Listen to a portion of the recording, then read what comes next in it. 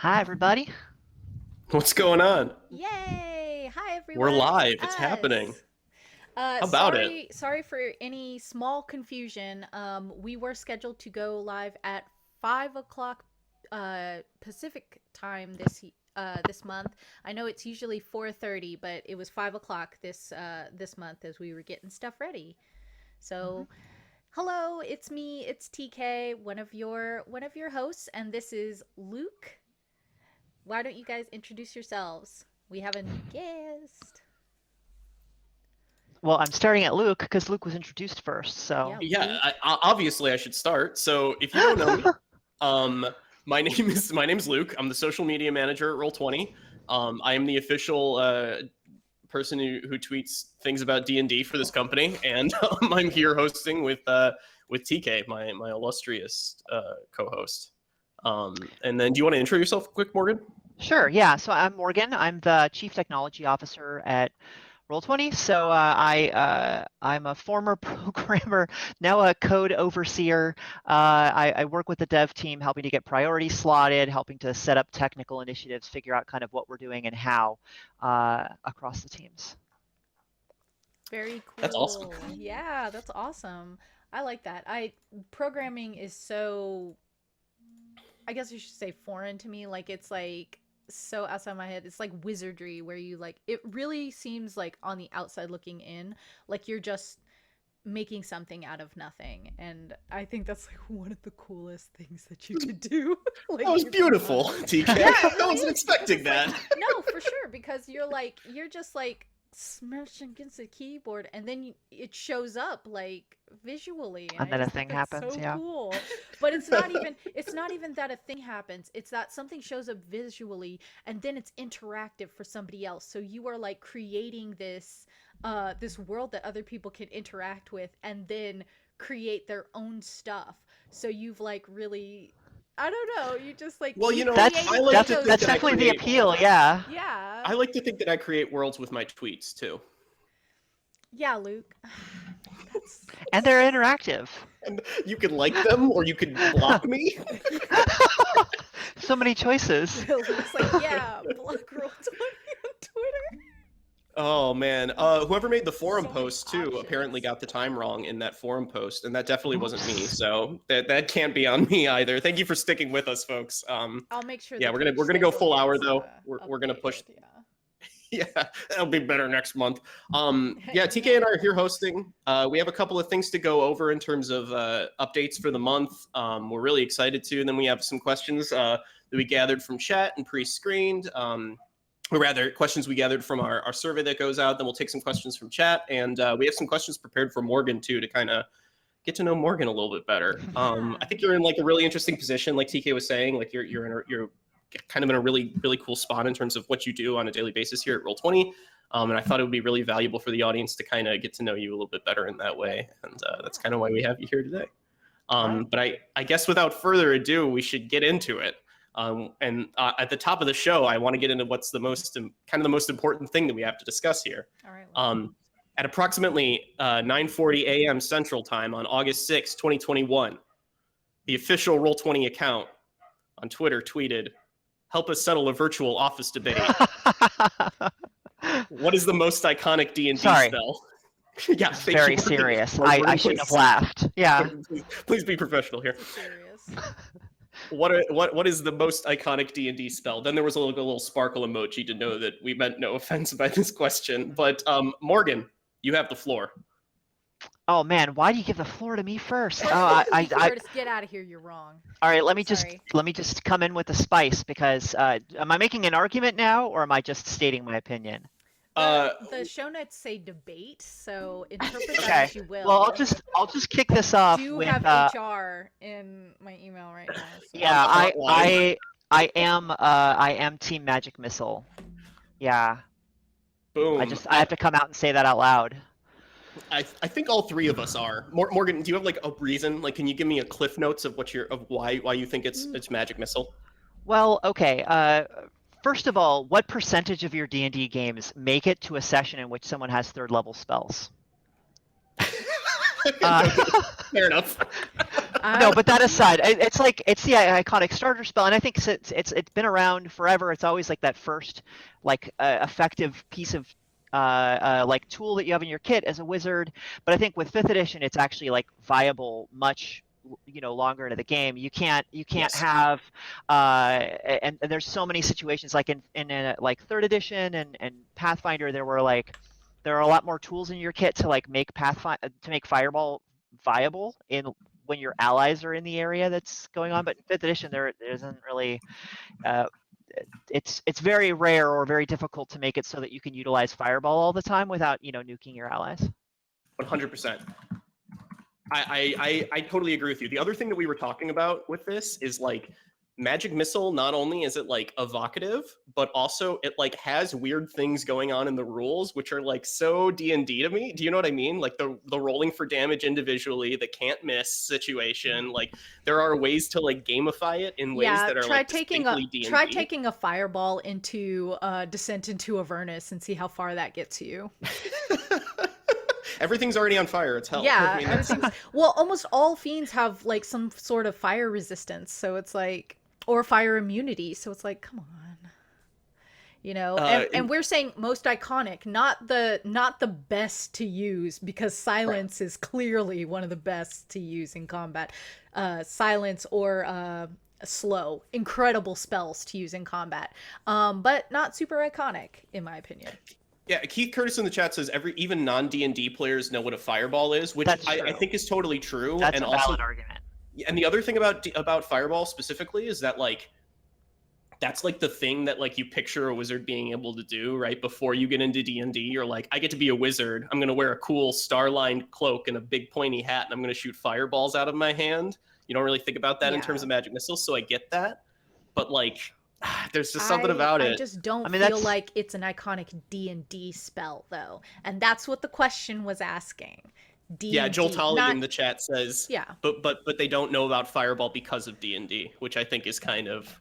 And you could even argue that some people do know about Fireball because of D&D, just, because it's like so iconic at this point, but not always.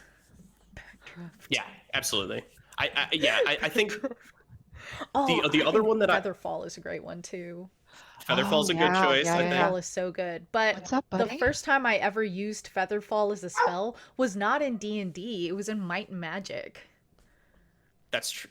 There you go. So... Oh, TK, your sound's a little low. Could you turn up for me? I started turning it up. One sec. Let me turn it up a little bit more. Keep going. Let me go with my chat. Let us know if there's any kind of like audio or anything. We're watching a bunch of channels, but we'll turn up if we need it or anything like that. Just keep us updated. The other one we were talking about was counterspell. I was saying, because like counterspell I think created a new word. Like before that, I don't know if you countered a spell. Do you know what I mean? Yeah, and it does. Nobody likes this argument. Well, no, okay, so like, look, all right. Counterspell is very cool, and I think it's very evocative of like the wizard duel that you would see between like Saruman and Gandalf, or Finn Rizal and Queen Bavmorda from Willow, one of the best wizard duels of all time. Fight me IRL. But it's a great wizard duel. Do I feel like it's D&D iconic? Yeah, Keith Curtis in chat says Gandalf uses the word, which is basically the information that I was looking for to refute that. So that makes sense. Thanks, Keith Curtis. I'm back with you. What it was, I cannot guess, but the counterspell was terrible. Yeah, there you go. There it is. All right. I do think Bianca's point in there about cure wounds is pretty solid though too, right? Like are we talking arcane? Are we talking divine? Like it used to be different steps of cure wounds, but there you go. Yeah, that is true. But it is like the iconic cleric spell. Yeah, I think I agree with that. And I feel like you don't usually see wizards outside of dungeon, or like magic users are usually equated with wizardry in a lot of stuff. And outside of D&D, when you get into novels and stuff like that, like you'll see some kind of like curing stuff, but nothing that's like, oh, this is a specific spell or something. I wonder if that is something that will change with the rise of like the popularity of isekai and things like that. Specifically the the Japanese genre, for anyone in the chat, the genre of people who have gone to another world that is specifically has rules based on games or fantasy mediums, not just going to another world that's like somehow different, but you have knowledge outside of that world from fantasy media or reading or something like that, or games that help you succeed in the new world. And Absolutely amazing. I wonder if Cure Wounds will see, because healing magic is like so iconic in a lot of Japanese like fantasy and stuff, and a lot of anime are starting to follow follow a lot of what do you call them, the visual novels now. Yep. I wonder if we'll see a higher thing, because you can say there's a ton of anime that's like just based on D&D, so 100%. who knows.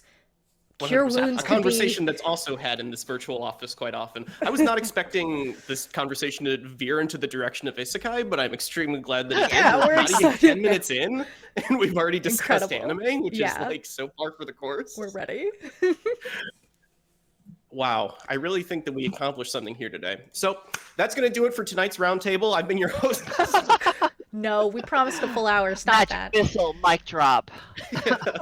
Walk away. Magic mic drop. Get that paycheck. Get that paper. So we done that. I'd like to kind of ask y'all about what you've been playing lately. Morgan, we were talking a little bit at the top of the show. I asked you, you're going to have an answer if I ask you what you've been playing lately, and you said to me, does it have to be RPGs or can it be outside of that? So I'm kind of curious what your answer's going to be. I've got answers for both. So this is on my desk most of the time. I'm still playing in like 2 or 3 of these games, although I think that was my answer the last time I was on stream. So I'm playing in multiple Blades in the Dark games right now, and also an FFG Star Wars game. Yes. But also I beat the Rush just before the huge surge went to Final Fantasy XIV. I got on and started playing, and so that's been my latest obsession too. The free trial? I don't know the full meme. I wish I could recite the whole thing right now. The critically acclaimed free trial, including the expansion Heavensward, something like that. Oh my God. That's awesome. Yeah, Bianca in the chat says the character sheet for Blades is sick. I wholeheartedly agree. Really good. It looks so nice on Roll20. It is like gorgeous. So much love put into that thing, and it's a Powered by the Apocalypse, so it's like playbooks, right? So it's like class-based kind of situation. They look great on Roll20. I'm a huge fan.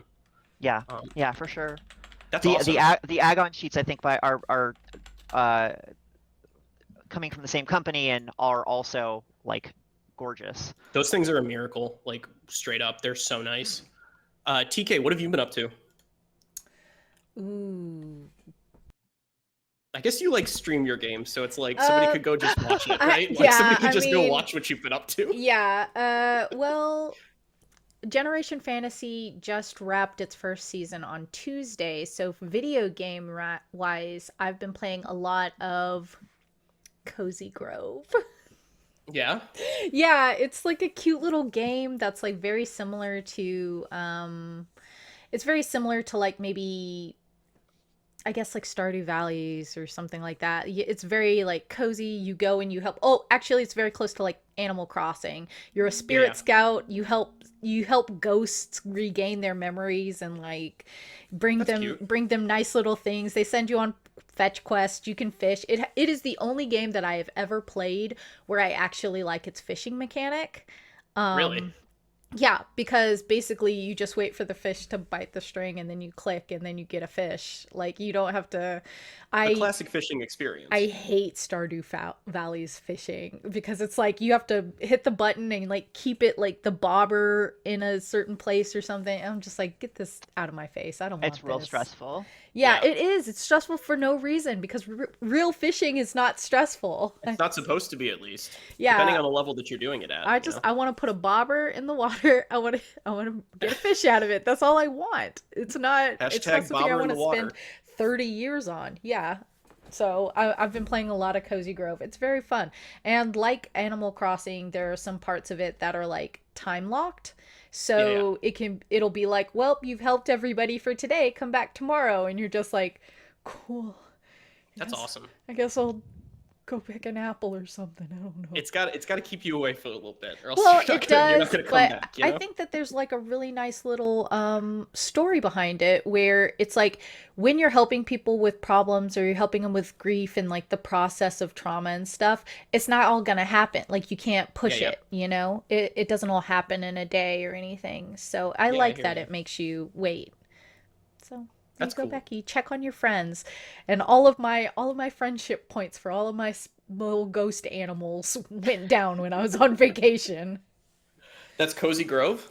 Yeah, Cozy Grove is it's so fun. It's we're gonna check that out. Fun little thing. And it's got a really good soundtrack. So yeah, check that nonsense out. Do you wanna talk about some new content up on the marketplace this month? Yo, I would love to. And in order for us to do that, I want to switch our overlay real quick. Yeah, I'm gonna switch our overlay real quick. Which one would you like to talk to?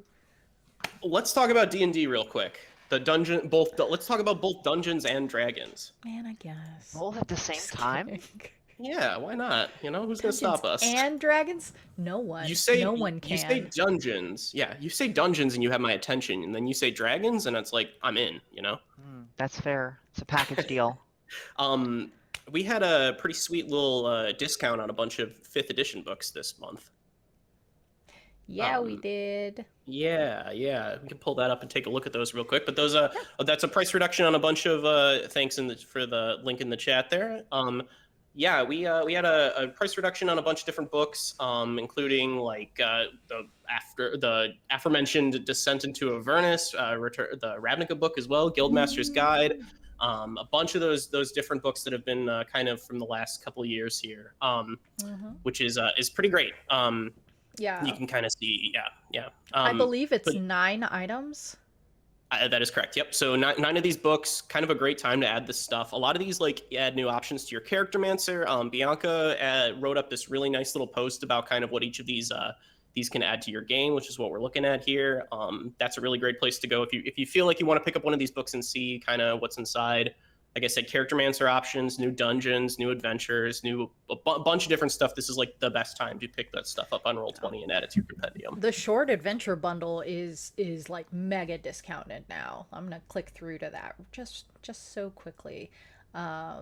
It's kind of an absurd amount of value. Look at everything in this bundle, and you can see everything in this bundle like the way I am because I'm in here as an admin, but it would show you anyway. But yeah, this is everything that's in this bundle. It's a whole bunch of stuff, and it's been further discounted to $72.99 from 80 something. It's pretty nice. So yeah, this is like it's a big deal. I'm so excited. Yeah. Other than that, we've got Wild Beyond the Witchlight is up on pre-order right now. Yeah, it is. It's so beautiful. I love the art. Going to Feywild for the first time in 5th edition, which is pretty exciting. And some returning D&D characters are promised on those back of the box bullet points, which is very exciting. We were having a discussion before this started about those different characters and what it's going to be like bringing those in 5th edition. And I'm kind of excited to see how they're going to use the Feywild to like transition some of that older D&D stuff into the new era, which is really, really cool. I'm showing these blown up by changing the images on the marketplace. I hope nobody minds. I'll change it back to the original one, but I do want people to see like this beautiful art. Yeah, they're really great. I really love this baby displacer kitten. Extremely good D&D cat. He's so happy. We don't have a lot of options. Look how happy Look at that guy. He is. That's what's up.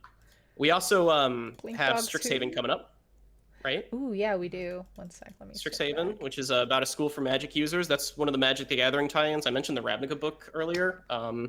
This is another one of those tie-ins, tie into a different Magic the Gathering plane. Oh yeah. You could be owls. You could be owl people. Yeah, a little yeah, owl. Look right there. You could be an owl lad or lass or in between. What would be? Never mind. Doesn't matter. Yeah, an owl. Look at this baby. Extremely good stuff here. I'm pretty excited for this book. I want to see what comes out of it. There seems to be a lot of options for it, especially maybe if you're not really, like there's supposed to be a mystery at the heart of this thing. If you're kind of trying to do a more investigative type of D&D campaign, this is probably a pretty good option. I did not notice that she's in a wheelchair. Oh, it looks so cool. Yeah, that's a nice design on that thing. I I'm love very, that. very That's excited. beautiful.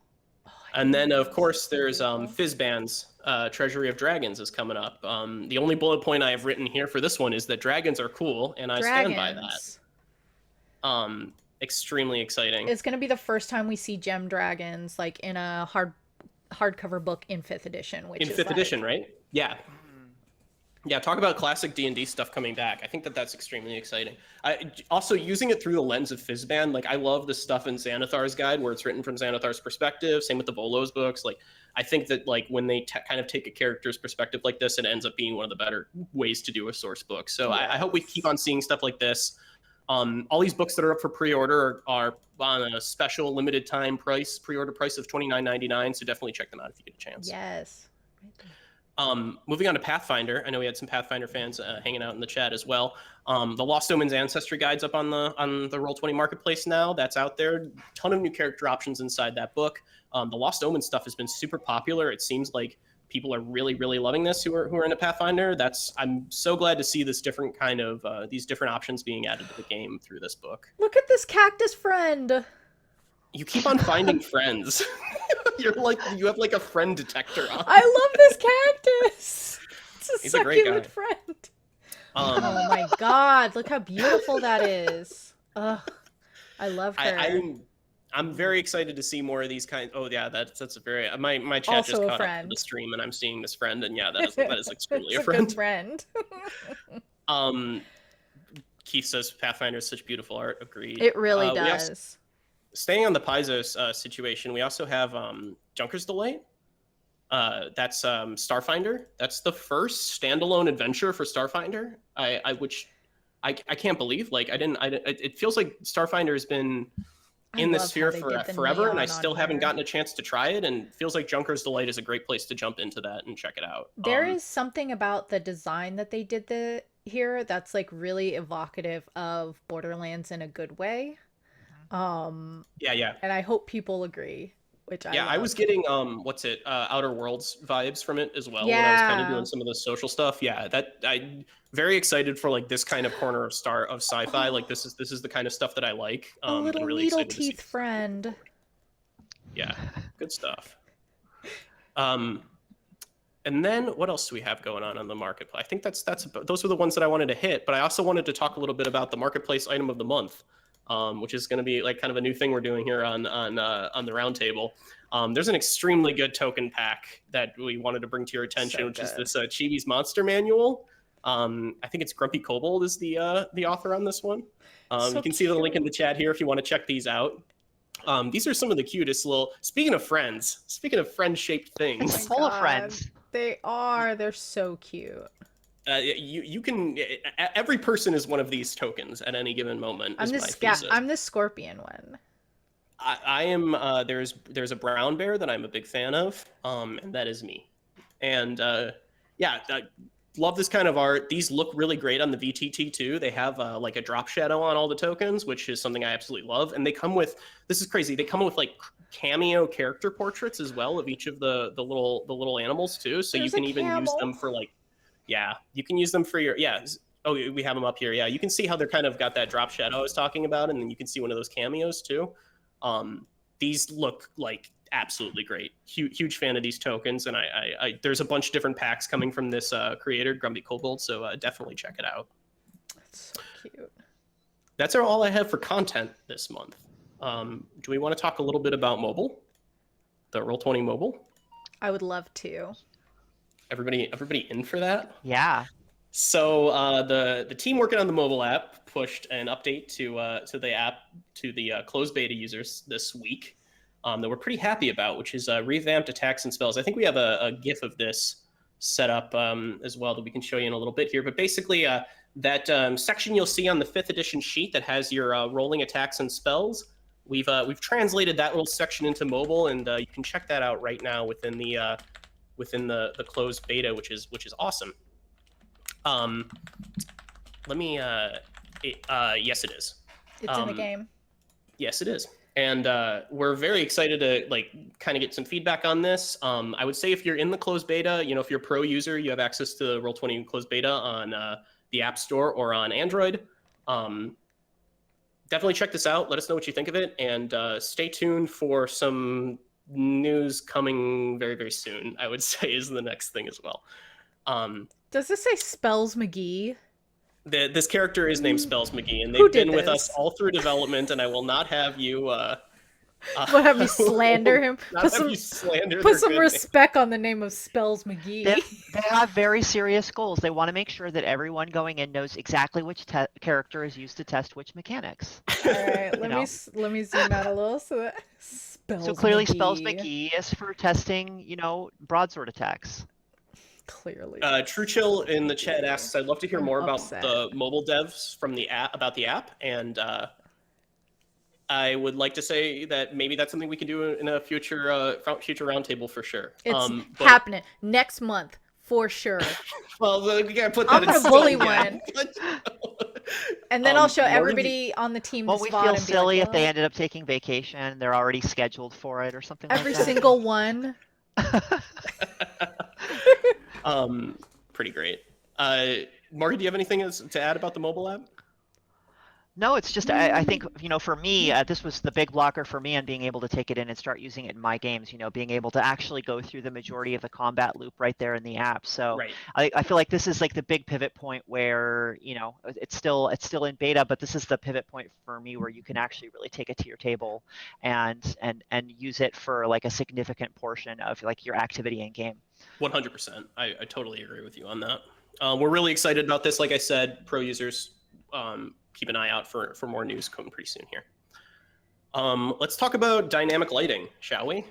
Let's talk a little bit about some of the changes to that. TK, if you want to pull up the camp scene that I have with my new friend. I would love to. That I've created for this. We pushed a couple of really cool updates to UDLs in the time since we've had our last roundtable. And number one, which is the most obvious one that you can see here, is a colored lighting. Which is really, really cool. Morgan, you want to talk a little bit about colored lights on the VTT? Yeah, I'm sure. I wasn't exactly prepared, but yeah.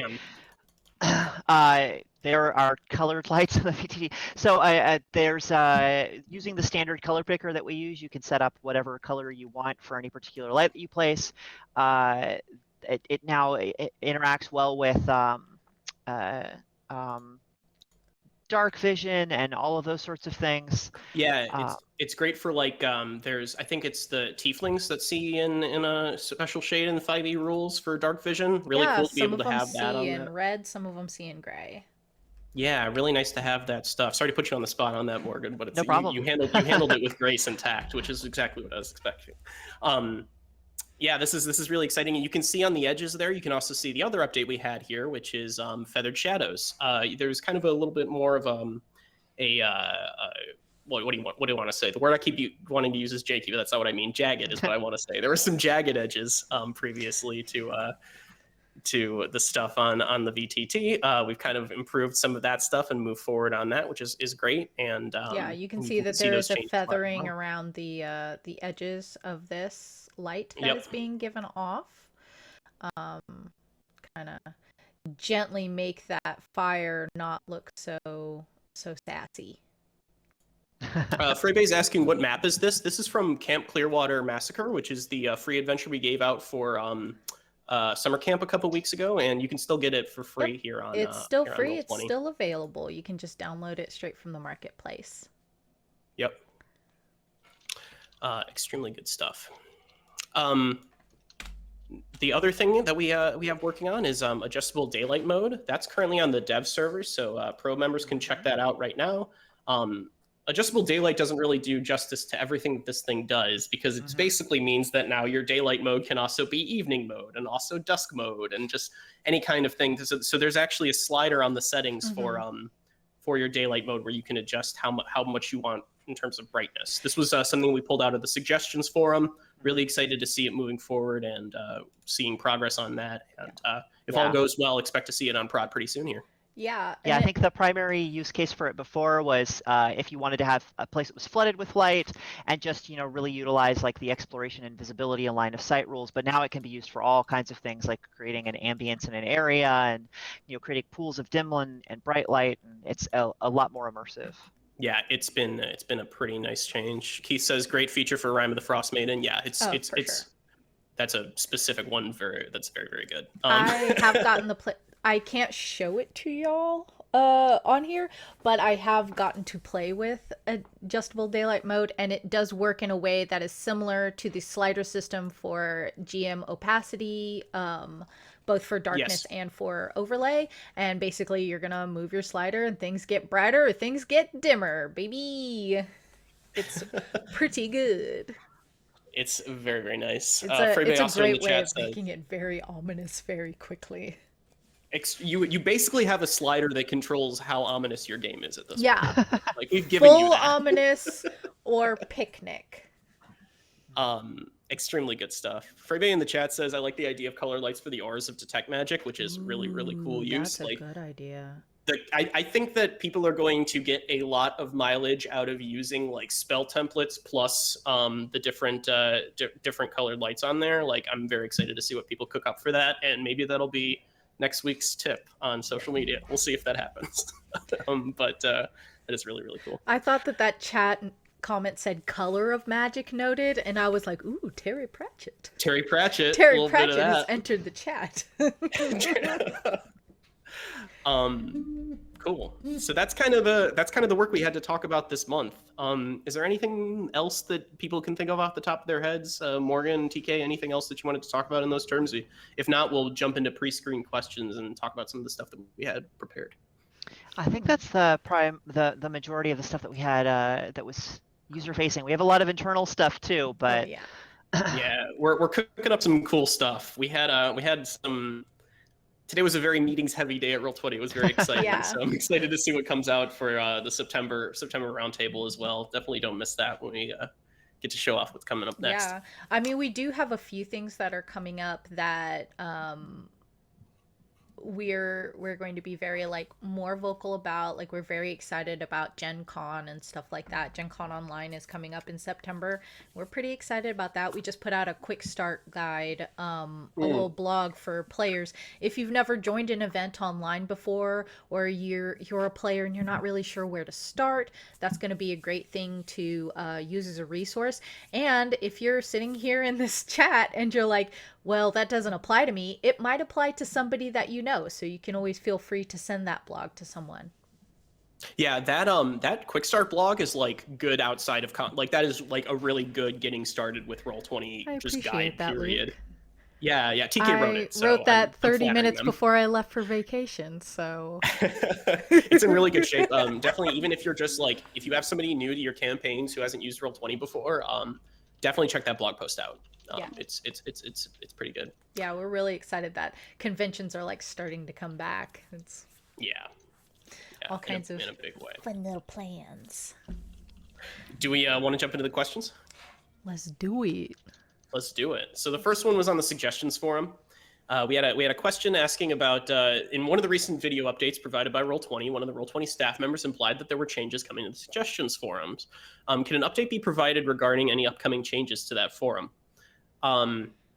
So the suggestions forum, if you haven't been familiar with the Roll20 forums and kind of how they work, we have a forum where you can pop in, ask for a feature, and other people can vote on it, and kind of we determine some amount of what work we want to investigate, I would say, coming out of that forum. Anybody can post in there. It's not just a Pro Plus thing. It's people can post in the suggestions forum and hang out there and vote on stuff. But you can definitely check that out. I would say that in answer to this question, in terms of anything coming specifically to the suggestions forum, there's no changes that we have anything to announce at this time. But I would say that like overall, we're looking at the forums, right? Like we hear you on this. We want to do more work to communicate better with people in the forums, and I guess this is just planting the flag that we're doing that work right now and looking at that. When I'm talking about some of those meetings that we're having and some of the work that we're doing, some of that stuff is revamping how we're communicating in that area. TK, did you have something? Yeah, no, it was mostly just agreeing with you that we are actively working as hard as we can right now to make the forum community experience as fruitful as possible for everybody involved. Like, it does not feel good, and we understand that it doesn't feel good to feel like you're not really heard, or that you're being shouted down by other people, or that your comments or suggestions are being ignored or anything like that. But we have got a lot of changes coming up, and we appreciate you for being very patient with us. I think that these changes are going to be really cool, and we're really excited to share them with you. And on the other front, I think about moving things from that. I suggest going and taking another look right now. There are a lot of things that were previously marked blocked in that forum that are no longer marked blocked, and that the number of those is going to be growing. Yeah. I mean, in terms of stuff that we've done this year coming out of the suggestions forum, duplicating pages, copying the whole page was not functionality that we had built in here. We did the work to try to get that happening after a significant number of upvotes on that particular suggestion. Colored lighting, which we just talked about and showed off, that also came out of the suggestions forum. And then pretty recently, I think like within this week, we put this up. This was the unique ID for turn order in the HTML markup, which is not a very... I know that's not the hottest thing that you might imagine, but in terms of authors and creators here on Roll20, like, it's going to be an extremely, extremely nice thing for building out API with the turn tracker. So that work does happen. A lot of that stuff is getting unblocked and investigated, and I think like we want to do the work to make sure that we're kind of communicating where that work is happening and when that's happening, because it is happening. So thank you for the question. It's a good one for us to talk about and address, I guess. Let's talk a little bit about character sheets and the source code therein. I've got a question. Could Roll20 share the character sheet source code for their official sheets with the community? Some of them have older code available here, and some of them don't have any code available at all. This one's... I put this on the list here because we get this question kind of frequently in the roundtable. And again, this is like a matter of definitely making sure that you're heard on this, because we know that this is a question that's happening. In past times, it's kind of been asked about mobile specifically and the character sheets that are coming out of mobile. And I just want to restate that Roll20, we really want to put the tools in your hands so that you can do those mobile development. That work is happening. We're moving the ship towards that to make sure that stuff happens, and stay tuned in terms of that. As for source code and all that, can't really say anything one way or the other about that, but definitely look out for mobile sheet dev support coming in the future. Yeah, I would say we're probably pretty unlikely to be making source code available for the sheets that we develop in-house, but there are pieces of those sheets that are really important proofs of concept about how you can do certain types of advanced features on sheets. Right. And we want to start making more documentation available and a lot more sample code that isn't maybe directly from that proprietary game, but shows you how we're doing some of the things we're doing. Yeah, really well put. I mean, it's about making sure that education happens either way, no matter what gets out there, right? Right. Yeah. So that's that. Thanks again for the question. The other really popular request that we got this month is on printing character sheets. Somebody asked the question: when will character sheets be printable, exportable as PDFs as a tool? And then mentioned that, again, this is something that's been in the suggestions forum. This is a very popular request with, as you might imagine, a few barriers to getting it done. But just again, this is one that we definitely hear a lot, and definitely something that's at least on our radar, right? What I can say here is that the things that made this blocked for us previously have been fixed in this last year. That we're not blocked from being able to work on and implement these features right now. We have a couple of other things in the pipe that we're working on right now. But I think the biggest thing that's going to be tricky for us in figuring out how to roll this out is that really the responsibility, for our in-house sheets, we're going to have to get all of our sheets kind of up to date in order to be able to show for print.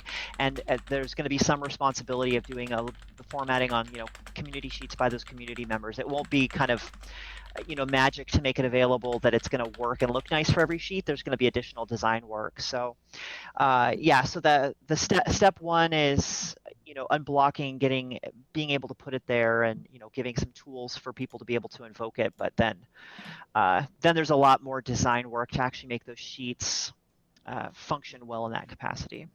Yeah, absolutely. I mean, in terms of technical stuff, that totally hits it. Cool. Thanks for the question. The next one is on dynamic lighting, which we were just talking about before this, and that's are you guys working on any other type of dynamic lighting barrier? For example, the famous and dreaded windows or secret doors. I don't have anything to share in terms of that stuff right now, but for a while there was a workaround that was kind of put together based on some stuff that was like, I think the term that Kenton used in the forums was like a confluence of beneficial things happened so that people could kind of build this together. Yeah, very diplomatic. But you can see that in the forums. What a thing to say. That's been changed. So like this is on our radar for something. The work on dynamic lighting has moved pretty quick in terms of making sure that we can get this stuff done and moving forward with stuff like colored lighting and stuff like these feathered shadows and the adjustable daylight mode. So stay tuned for any kind of news on barriers. So I'm actually going to scoop you on this a little bit, Luke. I still can't say too much more than you hear, but I can definitely say, well, so our VTT team has been super involved in doing dynamic lighting stuff for a while here. We want to make sure that people who are using other features on the site are getting their dessert too. So that team is definitely focused on some things that are outside of the vicinity of dynamic lighting in the immediate term here. But I have definitely seen experiments around alternative lighting lines. It's definitely something we're playing with and looking at feasibility and getting estimations on. So while it's not on the immediate roadmap, it is going to happen, and hopefully at a later roundtable we can give you a little bit more information on it. Bam! I love that you said that, and like deep down the three of us are all like at each other. We're all like trying to straight face permission. It. Yeah, we all tried to straight face it. But at the same time we're all like. This was not rehearsed. This was definitely me actually being scooped, but this went about as well as it could have gone. Great. So yeah. It's definitely they're focusing on some other stuff right now, but I have seen prototypes. That's awesome. I'm excited to see that stuff. I love the word prototype. I do. I agree. It's a good word because there's like so much in it. It's like work that's in it, but also like. We're so excited to keep working on stuff. It just sounds like so like superhero like. It's very sciencey. It's a prototype. It's very sciencey, especially for the amount of science that we particularly do in our jobs as members of the marketing team. That was questions. That was pre-screened. At the end of the show, we're going to be taking some of the ones that are gathering in chat. We've got our wonderful moderators are in chat right now. That are gathering up questions that we'll take later on in the show. But we wanted to get in and talk a little bit with you specifically, Morgan. TK, you had some questions you prepped ahead of time. Do you want to start reading those out? Yeah. Morgan, hi, hello, yes. Now we're going into the interview section. This is the NPR portion of our roundtable for today. I hope everybody's very excited to be here. That's a real good NPR voice. Thank you. I've actually thought about going into like audiobook narration. I don't know. What do you guys think? I'd read that. Yeah. Oh yeah, for sure. No, you wouldn't, Luke. That's the point. Yeah, I guess not. I would read it. God, you're the worst. All right, Morgan.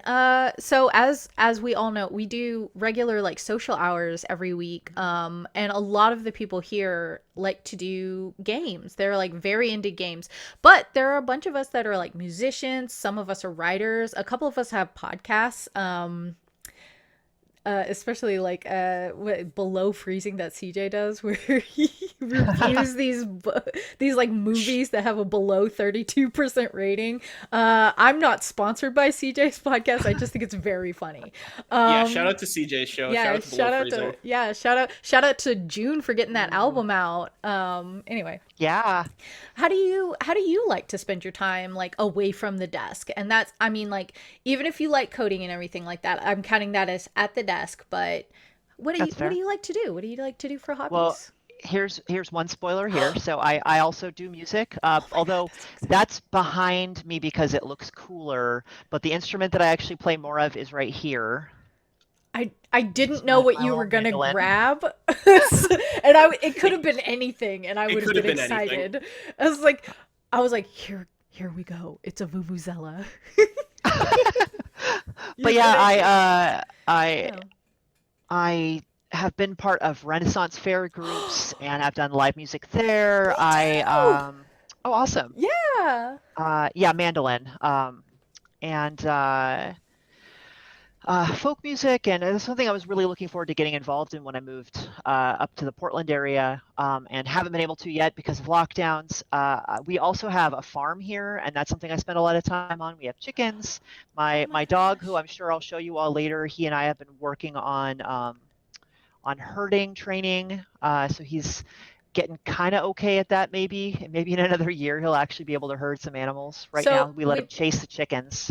oh my gosh, that's so cute. When you say you have chickens and you have a farm, how many chickens do you mean? Is it like, oh, I keep chickens and it's like a backyard in Seattle? Or is it like I have a genuine farm with lots of chickens? Where are Where you on on the this, chicken scale? yeah, where's the scale?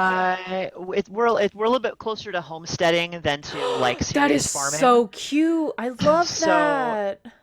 but this is going to tie into one of my other hobbies too. Let me see if I can find Mm. a photo of the chicken's house. A But coop, right? yeah, Is that the word? yes, but you'll see why I call it a chicken house. Terrified. You keep chickens. Okay. I see what's going Uh, on. but we only have 8 chickens. We have a All 5 acre of them? property up here. Um, but only about an acre of it is actually being used for growing anything. So we've got, maybe 4 or 5 fruit trees. We've got four vegetable plots. Yeah, only 8 chickens. 7 hens and 1 rooster who's very noisy. He's an Iam Samani, so he's one of those all black chickens that are hyper Ooh. pigmented. And so he's just this beautiful, beautiful himbo. Oh my gosh, that's incredible. That's the most beautiful thing I've ever heard.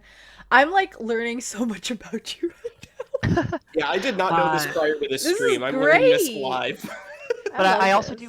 do woodworking. So I built our chicken coop. I'm working on refinishing our basement right now. That's awesome. Oh my gosh, that's so cool. I think that's so great. Like I wish I were handier than I am. And I have a lot of excuses for it that are not real like they aren't like real rationalizations as to why I can't do things. It's just the excuse when I don't feel like doing something. Like I'm 5'2" and we don't own a ladder that's tall enough for me to change the 8 foot tall light bulbs in the ceiling. And so like we don't have a step ladder. Like I could buy one.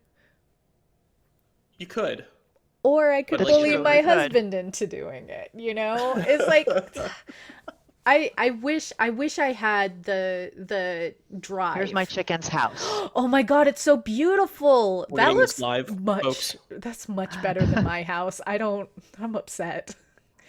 I What's the feel square like footage in the chicken's house?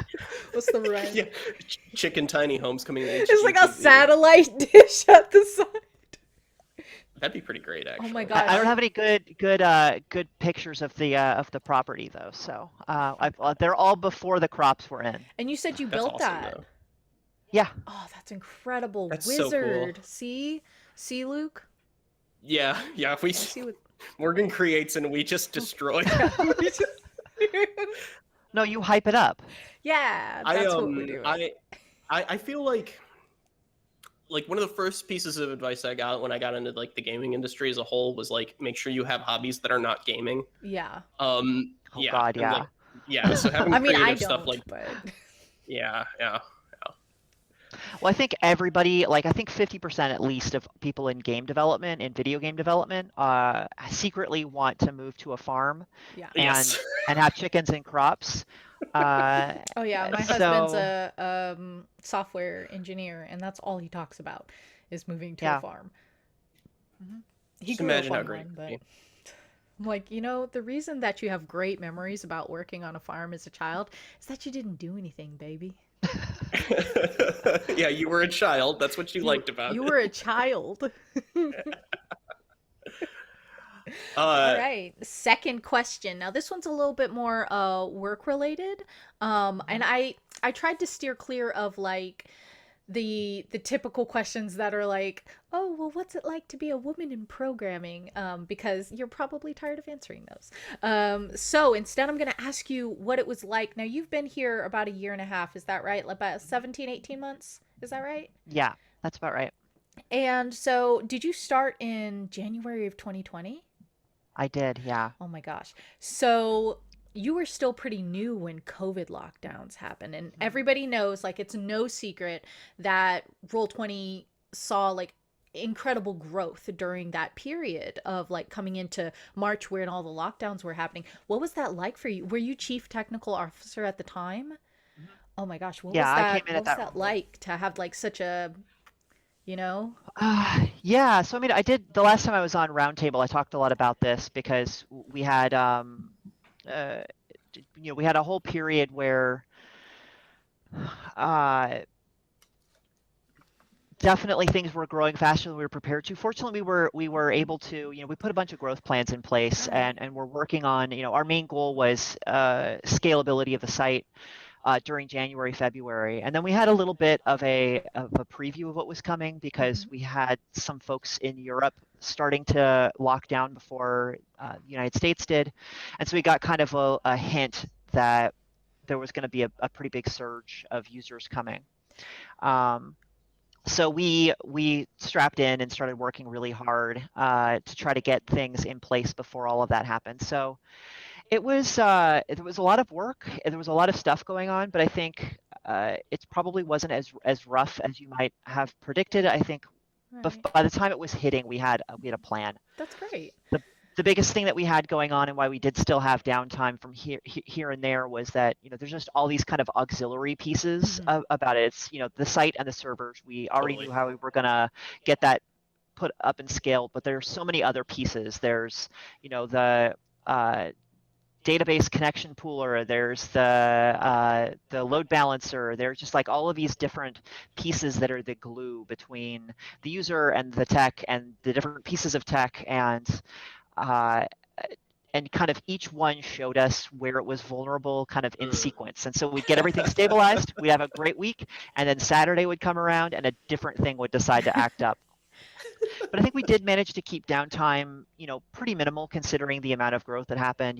I think I've talked about Right. this on here before, but we went from when I started, there was one server with a backup server that we could swap to uh, in order to put a patch change onto the main server. Hmm. And now we're running like several hundred servers at any given point in time, and we dynamically scale up and down. So we've very much moved over to a modern infrastructure, and a lot of that came online during those first few months of the pandemic. Pretty wild. That is wild because it's like I want to know, do you have any advice for somebody who finds themselves in a place of leadership and suddenly things feel like they're blowing up to the point of almost being overwhelming? So in such a short time taking the job and everything, do you have any advice for people like that? Like how they would approach those problems or communication Ooh. with their team or anything?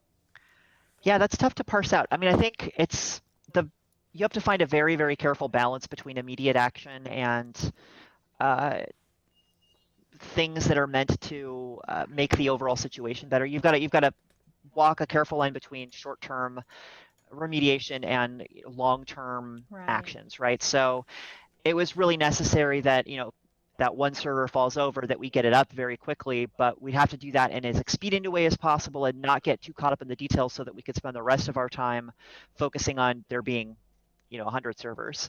Yeah. uh, and so knowing when you needed to make the decision to just do it the quickest and dirtiest way possible just to get people back in and getting access to their games, and when it was the right time to be focusing on long-term changes. I think that's the real big technicality. But I'd also say, if you're in a position of leadership and you don't have, whether it's systems about people or systems about or technological systems in place, and you don't already have an idea in your head about what that's going to look like when the numbers change, either up or down, I think you have to start working on that plan. And the only reason we got through that is because we had a plan on paper beforehand, and it was more about speeding up that plan than having to come up with it from scratch. Yeah, That's really interesting. it sounds like you really let like your experience and stuff lead you in a lot of those, and that you did have a lot of good support, which is awesome. That's Yeah, great. definitely. The team was, kind of chomping at the bit to be making these changes even before I started, and it was Oh, really okay. just about kind of having somebody who could kind of pick through the prioritization of it Yeah. and then kind of give the Mhm. whole project a will. But the devs on the team were really, I mean, I came from video games. The most recent Oh projects I yeah. worked on, I wasn't doing web development, and so I was also 9 years out of the web dev game when I came here. So I very much had to lean on my senior devs to like be the subject matter experts. And Right. plenty of networking experience because I've worked on online games and games as a service, but the actual technology, so the principles make sense to me, but the actual technologies are kind of outside of my experience, or they were last year. Right. Would you say that like your experience in video games and like how quick that industry can transition really gave you a foundation for being able to handle like and come up with a plan for last year, or was that Oh, for something sure. that's Yeah. yeah. I think one of the things that you get, I mean, any company's going to have this with launches, but it's a big problem. I mean, how often have you seen a video game company that has the big patch, the new content release, right? And all the servers Right. fall down on launch day, right? So there's a lot of discussion in video games about elasticity and scalability, about, how to be able to have a service that survives extreme surges, but then doesn't cost you a massive fortune to keep up when the traffic isn't that high. So that's helpful. And then there are also pieces of our technology stack here that are closer to a video game company than a normal software as a service company. The uh, the VTT itself, you've got multiple players, they're all Right. connected together, you're real-time syncing data between them, there's a graphics component, there's a render loop, there is, frame rate and latency matter in a way that's much more similar to how you think about things in games. Yeah.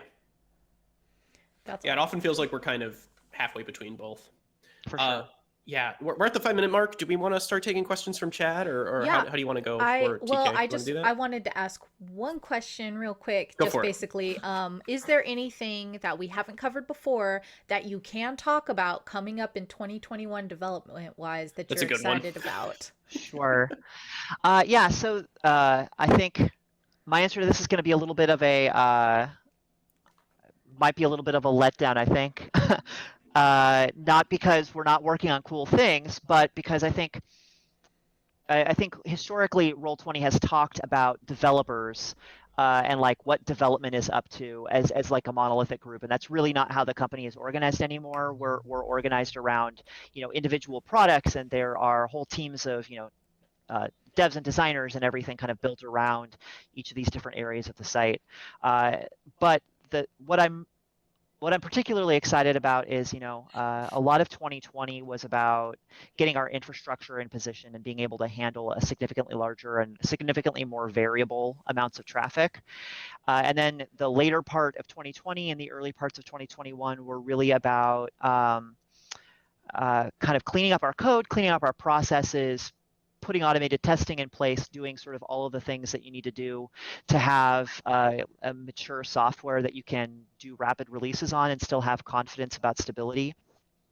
In order to, we're at a place right now where we have automated testing pretty much in every place in the site. It's certainly not 100% coverage or anything, but Right. it gives us a lot more confidence. We have a huge amount of quality work that's been done kind of under the radar, sort of across the site. We have plans for how each of those technology stacks continues to improve in the future. And I think right now we're really turning a corner into a place where I think software developers are really able to output features quickly without getting stuck on old technical debt, without being worried that they're going to take the site down.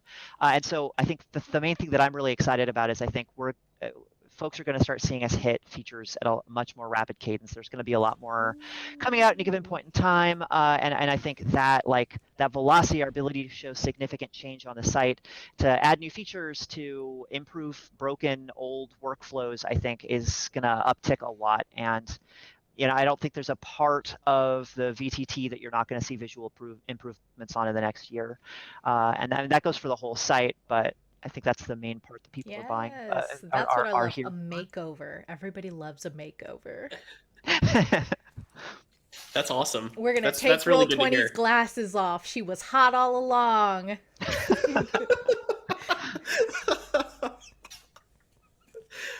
That's great.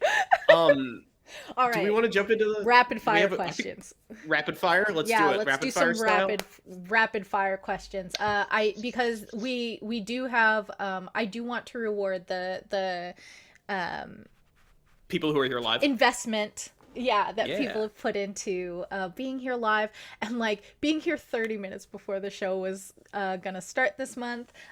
Just chilling, so having cool. your dinner waiting for us. I mean, that's very cool of you. We appreciate you being here for that. All right. Whoever posted in that forum, it's definitely their fault. Okay, question number 1. Roll20. Do we have any plans to improve quick bars macros with new style icons / images on it? Anything to say on that front?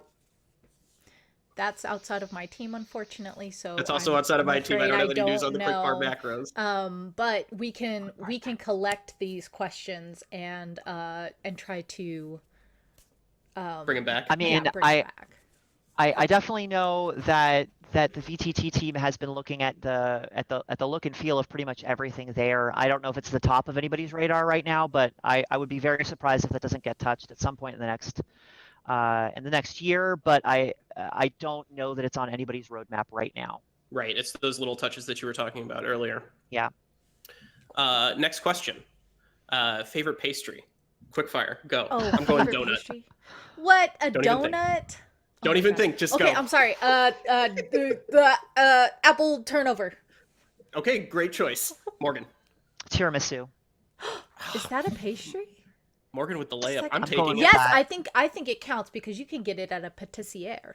So I think, or a patisserie. Patisserie? A patissiere is a person who makes pastries. So a patisserie. Well, you can get it from a patissiere, so that's what matters. Yeah, you can get it from a patissiere. Yeah, Next question. I believe you. Though now I'm thinking ice cream cake. So I don't know. Yeah, go ahead. Go. Okay. Any idea when the Pathfinder 2nd Edition and Starfinder Paizo account discount snafu will get sorted? Guess what? I'm pretty sure that happened today. I think I saw that earlier in Slack. Anybody have anything to say on this? And if it we had some problems with connectivity across those. Sooner. Then soon. What? Soon. If it didn't happen today, then very soon. Because that's something we've been actively working on and pushing towards. Jenna Wynn in the chat confirms today it just happened. Yes. Bam. That was a very satisfying one. So that's our idea of when it happens. Today. And then we have some questions about Pathfinder and Starfinder character mancers. No news on that front to share today either. I know that one. We asked for it on that stuff. But Paizo content coming soon for sure. Definitely keep an eye out for future updates on that stuff as well, in terms of new books and new adventures to check out there as well. I did see a question where somebody asked if anybody on the cast plays Pathfinder or Starfinder currently. I don't play it currently, but I did write for it currently. So Oh yeah, you want to talk about that, TK? No, we don't have time. But okay, that's fine. Buy Mwangi Expanse. Yeah, you should. Hashtag buy Mwangi. Hashtag buy my book. This I really want to hit this one in from Keith before we get going for sure. Since October of last year, handouts and characters popped out into their own window in Chrome and then closed, cannot be reopened in the same session. This has been reported. Is there any progress or anything to say on that front? I know that we were looking into this. I saw another complaint about this on socials a while ago, and we were talking about it. So devs are aware we're looking into this stuff, and from what I understand, we're trying to get this figured out. But there's a little bit of a snare there with Chrome specifically. That's all I have on that, but I wanted to make sure that we got it out there as well. For sure. I think that's what we got for time. We're 2 minutes over, which is pretty good. Yeah, so if we want to do outros, get we should do a little pets or outro. something like that, that's fine. Luke is basking in the magic hour right now and has been for the last 20 minutes. This is my natural radiance. I don't even have any lights on. Do you have a window? Someone went into your token settings and said cast light. Oh, Cast yeah, light from Luke. He's getting all the emit light. My emit light settings are turned Yeah. on. So I've been Luke. You can find me on the internet. I'm on Twitter at Urza's Hot Tub. URZAS Hot Tub, all one word. You can also just find me tweeting from Roll20 app sometimes for fun, and also for announcements that come from the company. So definitely check those out as well. That's kind of what I have to plug. Time out. TK? You're gonna tell us the story behind Urza's Hot Tub. It's a Magic the Gathering card. I knew that it had to be like a nerd reference. All right, It was back in. I'm no longer interested. A nerd reference. Nerd. I can't believe I'm getting bullied on a company stream at this point. TK, do you want to go ahead? Don't tell our boss. Yeah, right? It's me. It's TK. I write spooky stories on the internet, and I work for Roll20. You can find my spooky stories, tkjrets.com, or you can find me on Twitter, TK Joins the Fray. I didn't amend my outro away from my streamer outro because I forgot and panicked.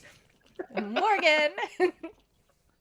Well, hang on a sec. I got to see if this is vetted real quick here. Uh-oh. So it's pretty out of date, but if you're at all interested, my wife is blogging about our farm adventures on buckandthistle.com. Oh my god, that's so cute. Buck and Thistle? Is that nothing since the winter? But I have nothing else online to tout. I have no products, and I tweet about once every 3 months or so when I look at my Twitter account and I go, oh gosh, I haven't tweeted in 3 months, and so I just write something. The quarterly tweet. Oh my god, it's so beautiful. I'm obsessed with this blog. Oh my gosh. I'm so obsessed. Yeah, this is very good. No chicken pictures there, though. We've got goat pictures, but no chicken pictures. You got snow pictures. Oh, it's so beautiful. Man, when One the of these zombies days. come, the best weeding tool ever. I'll read this later. Sorry. I forgot what we were doing. And I'm in charge. I'm the stream dad today, so. All right. Thanks for coming to August Roll20 Roundtable. It's going to look very different next month. We're going through a little makeover ourselves, and Luke and I cannot wait to show you everything that we've got planned for the new format, for the new overlays, for the new music. Question mark? Pretty sure that's happening. We have some meetings happening next week. Very We're pretty sure it's happening. But thank you so much for coming. Thank you so much for hanging out with us and listening to us and being invested in us. We will see you next month. I can't guarantee the same time because I don't know what time I'm going to wake up tomorrow. So goodbye, everybody. Wave. Goodbye. Bye, Is that a puppy? Wave. There is a dog on the stream. Okay. Goodbye. Thanks for joining us, folks.